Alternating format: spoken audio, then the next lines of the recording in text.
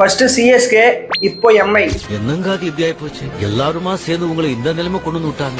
IPL ஸ்டார்டிங்ல சிஎஸ்கேவா எம்ஐயா யாருது அடுத்த கப்பு அப்படின்னு சண்டை போட்டுட்டு இருந்தாங்க. ஆனா இப்போ சிஎஸ்கேவா எம்ஐயா யாரு லாஸ்ட்ல வர்றதுன்னு சண்டை போட்டுட்டு இருக்காங்க. என்னடா இது ரத்தம்?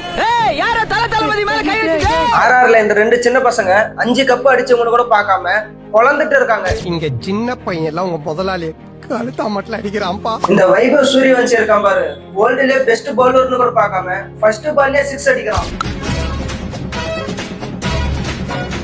ஐபிஎல் இருக்கிற மொத்த டீமும் இந்த ரெண்டு சின்ன பசங்களை பார்த்து அல்லோல கல்லோல பட்டுக்கிட்டு இருக்கு. ஆனா தம்பி, இன்னைக்கு நம்ம 2 பேருக்கு தான் மேட்சே.